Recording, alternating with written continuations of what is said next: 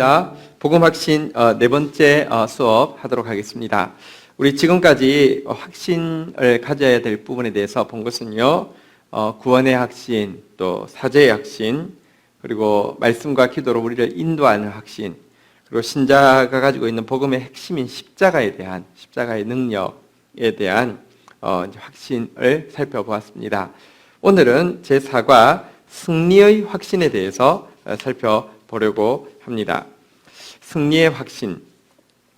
여러분, 기독교인이 겸손하다는 것이 굉장히 패배주의를 이야기할 때가 많습니다. 아닙니다. 복음을 가진 사람은 반드시 승리를 확신해야 합니다. 사단은 우리가 예수를 믿게 될 때 초창기에는 어떻게든지 공격해서 우리의 구원이 무효가 되게 하기 위해서, 믿음에서 떠나게 하기 위해서 발악을 합니다. 그러나 어느 단계를 넘어서 이것을 이제 허물어뜨릴 수 없다고 생각할 때 작전을 바꾸어서 하나님의 자녀, 구원받은 하나님의 자녀지만 불구와 같은 정말 실패자로서 살아가게 하는 것으로 그의 작전을 바꿉니다. 그래야지 자기가 덜 피곤하기 때문입니다. 이렇게 이야기합니다. 물론 너는 하나님 자녀야. 근데 넌 너무 약해. 너는 너무 무능해. 그러니 너는 결코 승리할 수 없어. 너는 평생 실패자의 삶을 살아가게 될 거야. 이런 세뇌를 계속 시킵니다.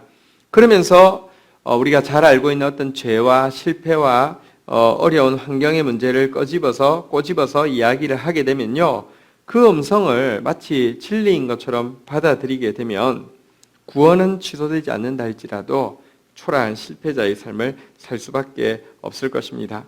그런데 사단이 하는 말은 전부 다 거꾸로 생각하면 됩니다. 다 거짓말입니다. 진리가 아닙니다. 사단의 말과 달리 신자는 사실 태생상 승리할 수밖에 없는 존재입니다. 성경이 이 영적 전쟁에서 우리가 승리할 수밖에 없는 존재라는 사실에 대해서 어떻게 이야기하는지 오늘 좀 보려고 합니다. 먼저 지피지기면 백전백승이라고 했는데요, 우리의 원수인 사단에 대해서 먼저 살펴보겠습니다. 신자는 사단과 영적인 전쟁을 하는 존재입니다. 우리가 구원에 이르는 순간 자동으로 치열한 영적 전투 속에 들어오게 됩니다.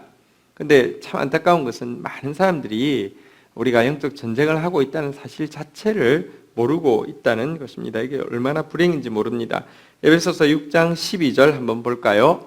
우리의 씨름은 혈과 육을 상대하는 것이 아니요 통치자들과 권세들과 이 어둠의 세상 주관자들과 하늘에 있는 악의 영들을 상대함이라. 영적 전쟁이 있습니다. 그런데요, 자, 대상을 잘 알아야 하는데 우리의 전투의 전쟁의 상대편인 사단은 어떤 존재입니까?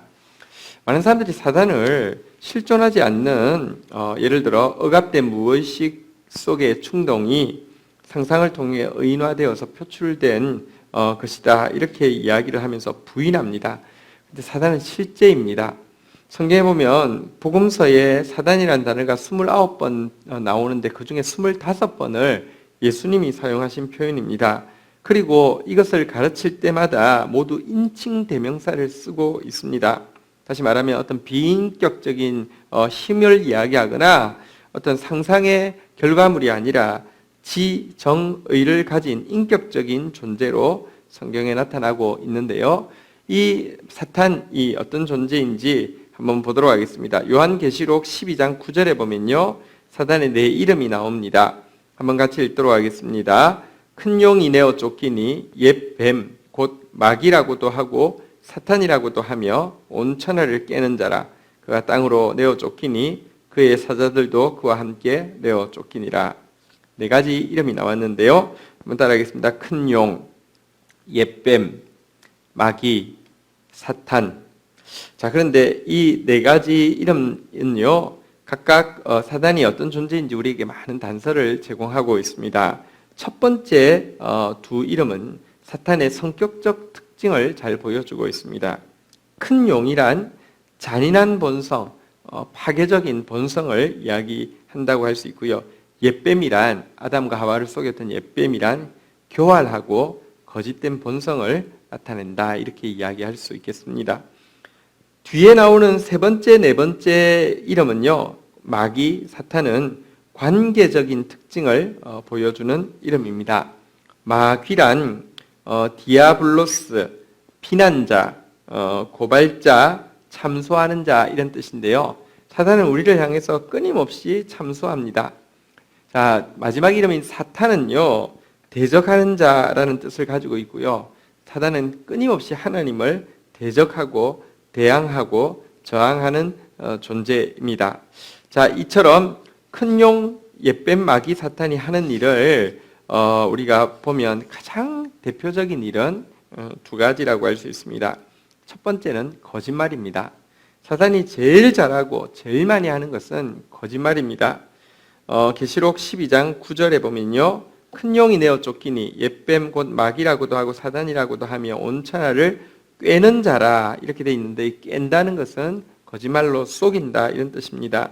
요한복음 8장 44절에 보면 거짓을 말할 때마다 제 것으로 말하느니 이는 그가 거짓말장이요 거짓의 아비가 되었습니다.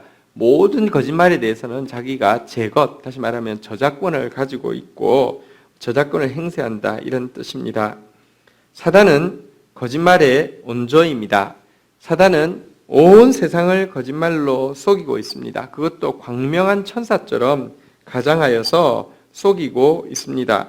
이 속음에 빠지게 되면 하나님의 선하심에 대해서 의심하게 되고요, 불순종하게 되고요, 교만하게 되고요, 반항하게 되는 것입니다. 자, 두 번째 사단이 하고 있는 중요한 일은 참소하는 것입니다. 요한계시록 12장 10절 한번 보시죠.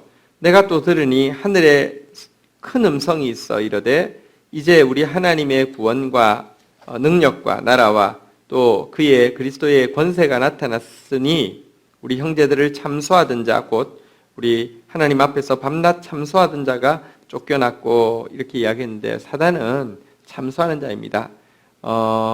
예수 그리스도의 완전한 승리가 이루어지기 전까지 끊임없이 우리 죄에 대해서 하나님께 고발하는 일을 합니다.